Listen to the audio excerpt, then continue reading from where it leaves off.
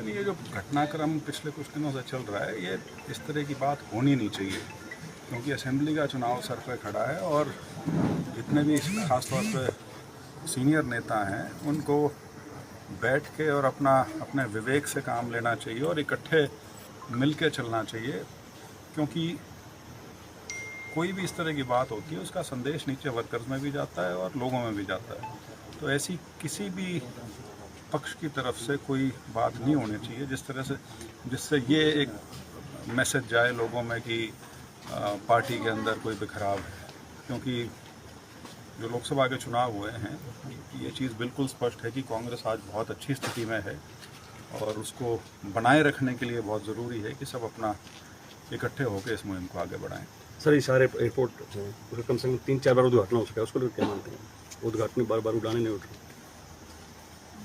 मैं कुछ कहूँगा तो लोग कहेंगे ये इस एयरपोर्ट के खिलाफ है। मैं हमेशा से कहता आया हूँ कि एयरपोर्ट जो है वो बस अड्डा नहीं है। उसमें ये नहीं है कि वहाँ 4 दीवारी बना के और बसों के खड़े होने के लिए जगह बन गई और उसके बाद बसें आ गई, बस अड्डा चालू हो गया। एयरपोर्ट ऐसे नहीं चलता। एयरपोर्ट में बहुत टाइम लगता है। मैं जब से उठा था तो मैं चंडीगढ़ जो इंटरनेशनल एयरपोर्ट जो है मैं उसके बोर्ड पे भी था, तो इसलिए मुझे इसका ज्ञान है कि एयरपोर्ट जब पूरी तरह से चालू होगा उसमें एक लंबी प्रक्रिया है, उसमें समय लगता है।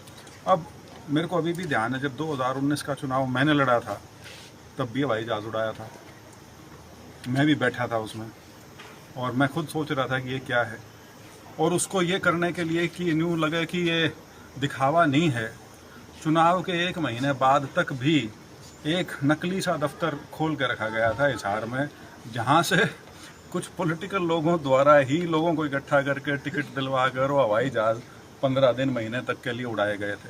तो ये एयरपोर्ट को इस तरह से हल्के में नहीं करना चाहिए।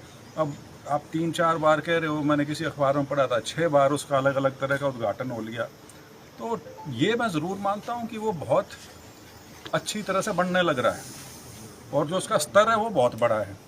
7-7.5 हज़ार एकड़ तो ऑलरेडी है उनके पास, ज़मीन और भी 10,000 एकड़ से भी फालतू है, तो उस पर काम तो बहुत हो रहा है। लेकिन ये जो लोगों की जिज्ञासा को शांत करने के लिए जो हवाई जहाज़ उड़ाने की जो बात होती है ना कि कल उड़ा और महीने में उड़ा, वो एयरपोर्ट के लिए इस तरह की बातें नहीं करनी चाहिए।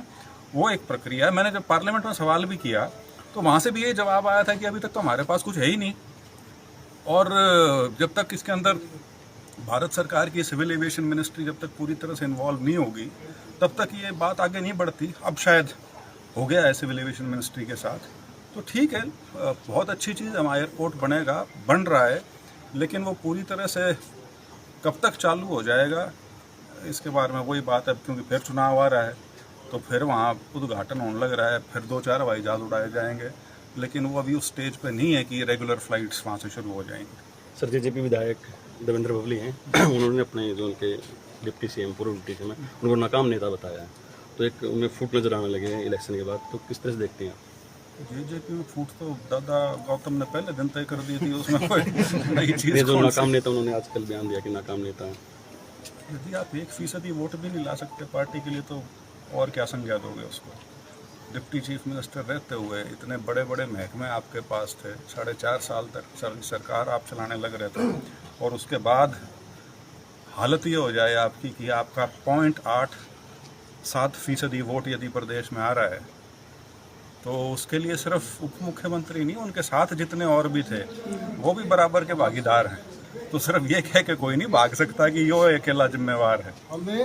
जिनका बयान आप बता रहे हो वो भी पिछले 2-2.5 साल से मंत्री थे। सर, अभय सिंह का कहना है कि भूपेंद्र सिंह हुड्डा बीजेपी की मदद कर रहे हैं क्योंकि राज्यसभा का जो इलेक्शन होना है उनमें उन्होंने बैक कर लिया है। यार देखो, अभय सिंह जी की 78,000 वोट आई है, 1.7% टोटल प्रदेश में वोट आई है। तो इतनी बड़ी बात तब कहनी चाहिए जब आदमी का कुछ ब्योंत बन जाए, अभी नहीं है।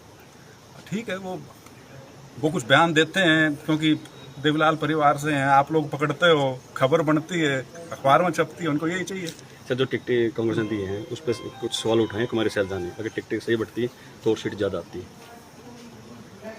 हो सकता है, लेकिन ये सारी बाद की बात होती हैं। ये होता तो ये हो जाता और वो होता तो वो हो जाता, लेकिन फ़िलहाल भी जो नतीजा है वो एक हद तक तो अभी भी संतोषजनक है। हाँ, बेहतरी हो सकती थी, ये मैं भी मानता हूँ, लेकिन इसीलिए मैं कह रहा हूँ कि जो असेंबली का चुनाव है उसमें इस प्रकार की कोई स्थिति ना बने, उसको सुनिश्चित करने का आप सारे जो बड़े नेता हैं उनका दायित्व एक बनता है, ताकि पार्टी अगला चुनाव जीते यहाँ पे। बच्चा जो विधानसभा चुनाव है, तो उसको लेकर कांग्रेस को सीएम फेस डिक्लेयर करना चाहिए।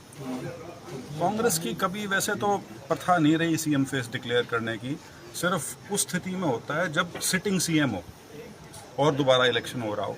नॉर्मली कांग्रेस जो है वो अपना सीएम फेस कभी डिक्लेयर नहीं करती, और उसके बहुत फ़ायदे हैं।